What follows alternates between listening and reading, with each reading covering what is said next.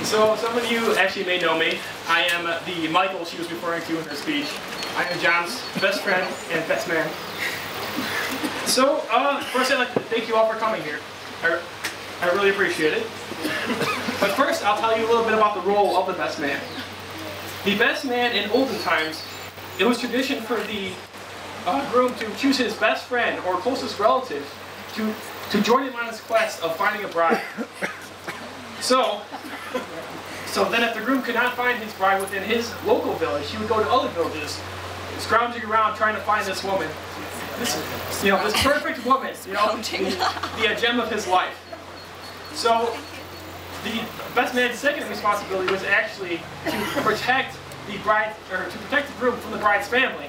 Because obviously her family may not, probably won't appreciate that stealing of their gem from their lives. So that was my job in the olden days. Today it's a little bit easier, I'd say. I think Courtney was actually very willing this time.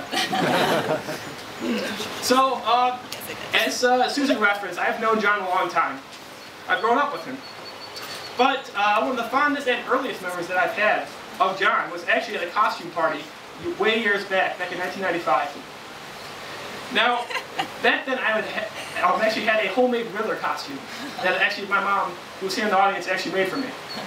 And then I met this man over there dressed as Batman. Coincidence as it was, of course, there was Batman and the Riddler at this costume party. Now, this Batman insisted upon chasing me around the room, beating on me, this Riddler, my homemade Riddler costume. It wasn't until years later that I discovered that this man was actually none other than John Bratton Sevick after talking with him. So thank you, John, for beating on me. I probably deserved it.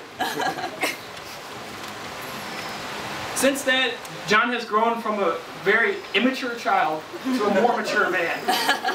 A little less immature man. We've shared so many moments together, growing up, such as wrestling on the trampoline, which actually we did last weekend, to be honest. And John always claims he wins, no matter what the outcome is. He always wins. We watched many Bond movies together.